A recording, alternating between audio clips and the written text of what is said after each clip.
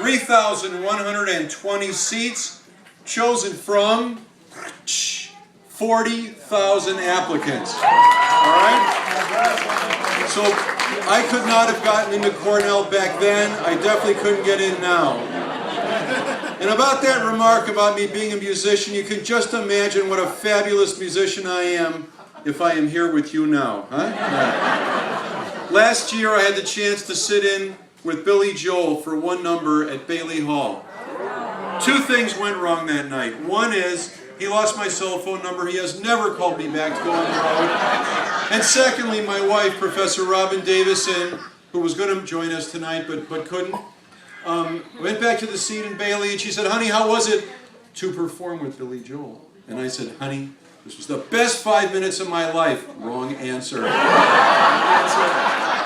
And she said, she's a professor, you know how professors are, she says, "Best 5 minutes of your life, does that count our wedding night way back when?" And I'm going to close the curtain of charity on the rest of that conversation. But let me just say that the next time I sit in with somebody, the answer is going to be, "That was nothing compared to coming back sitting with you, dear." You know?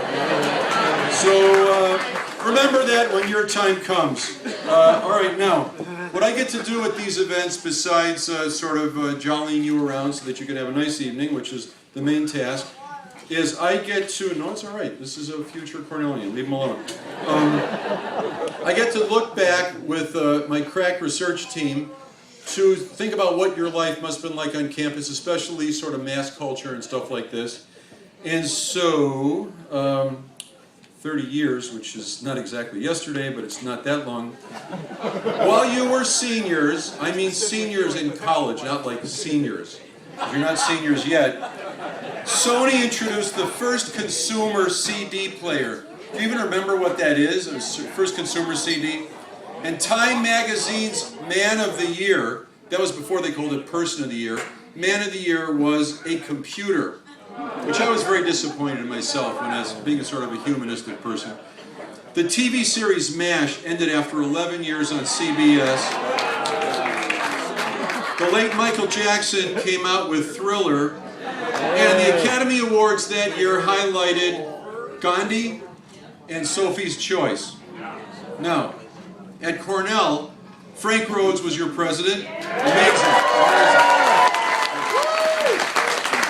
And let's face it, Frank Rhodes is what presidents are supposed to look like, sound like, and act like. That is for sure. Although my own personal theory about Frank, if I share this with him to his face, it's not behind his back, is that I think that accent is made up. I think it's from Passaic. But that's just my point of view. What do I know? You know, what do I know? Now, that same time, listen up for this. Now, you guys can't remember as old as you are, but just listen. The Cornell in Washington program began when you were here. Uris Library was renovated and extended into Live Slope. And Professor Ken Wilson received one of the many Nobel Prizes that Cornellians have gotten. The number is now up to 41 Nobel Prizes.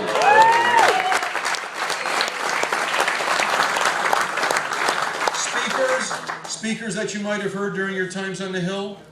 Black Panther Eldridge Cleaver, which is interesting, I also heard him elsewhere. Senator Gary Hart, and the evangelist Jed Smock, famous for saying, "There's no beer in hell." That was important. And,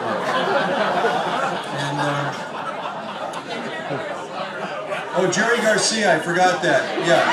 And I was going to wear my tie-dyed shirt tonight too, but didn't get it, yeah. So anyway, while you're back here looking around, rekindling old relationships, check a few things out. The new Human Ecology building, which is amazing, amazing. And the new Welcome Center, where we are tonight, the Nevin Center, the Plantations, which is amazing.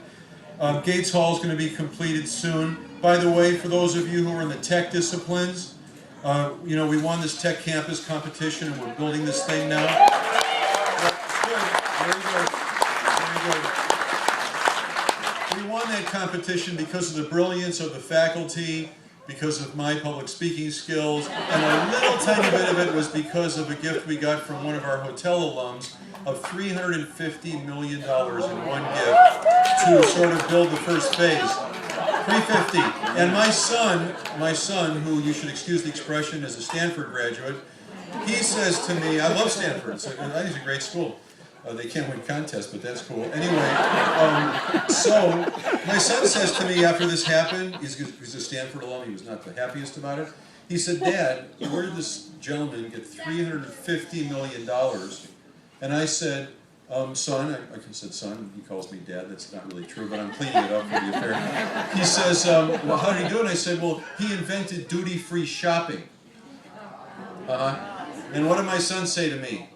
Dad, do you have any ideas like that? Yeah. So that's, you've been through my marriage, my kid, now you're learning all about me, which is cool. Okay, I want to tell you about the faculty, because we have the new dean of the biggest college, the university within the university. Gretchen Ritter is here, let's hear it again.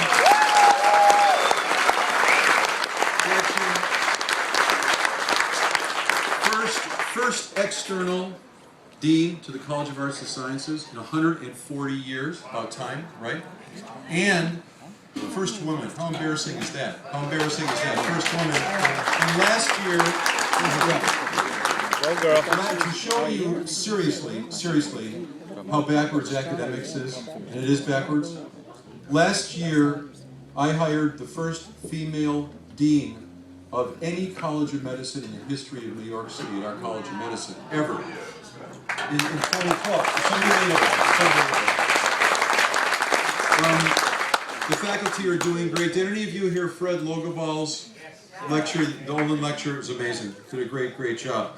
The students, here's two things to tell you about the Cornell students to tell you how unbelievable they are. We had 2 Rhodes Scholars this year.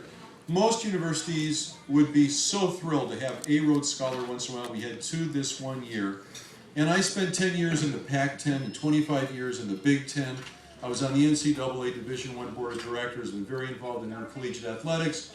And my buddies in the Pac-10 and Big Ten, when I moved here, said, well, you know, you're going somewhere where the kids are really smart, but I mean the athletics, you know, like that. Well, this year, Sports Illustrated, my favorite journal, Sports Illustrated inaugurated the male and female athlete of the year, and the male athlete, the inaugural male athlete of the year, is not from the Pac-10, is not from the Big Ten, is not from the SEC, it's Kyle Diggs from Cornell.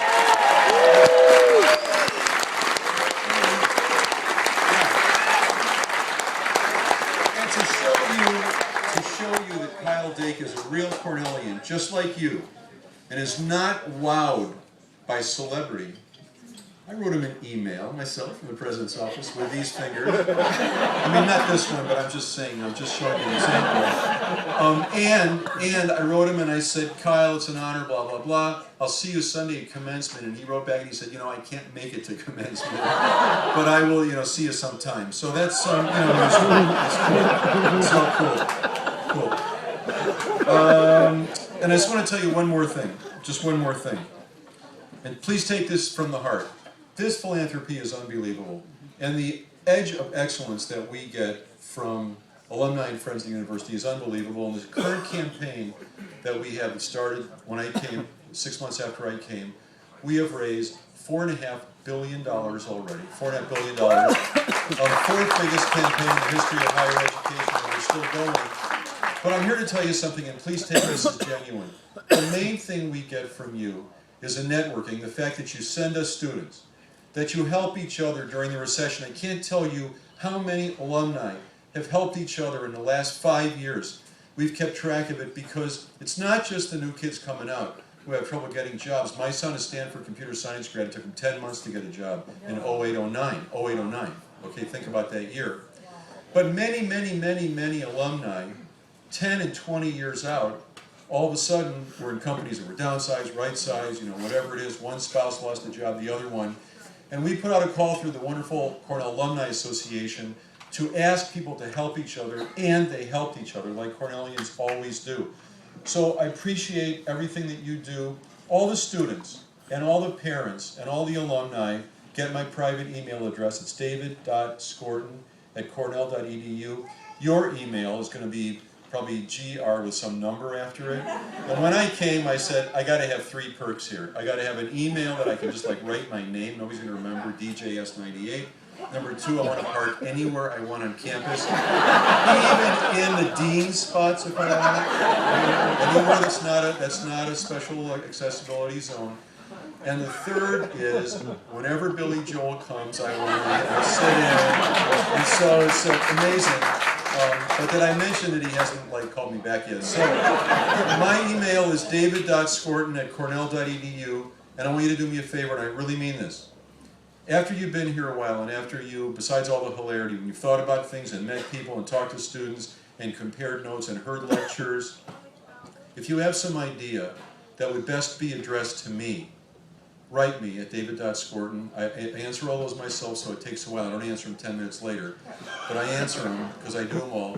So just be patient with me. But if you have some ideas about what we could be doing differently about these reunions, about Cornell, about how we recruit students, about what we do with those students when they get here, about how we interact with alumni, I'm the guy to write to. If you have complaints about the weather, parking, whatnot, you write to Gretchen Ritter. That's right to Gretchen Ritter.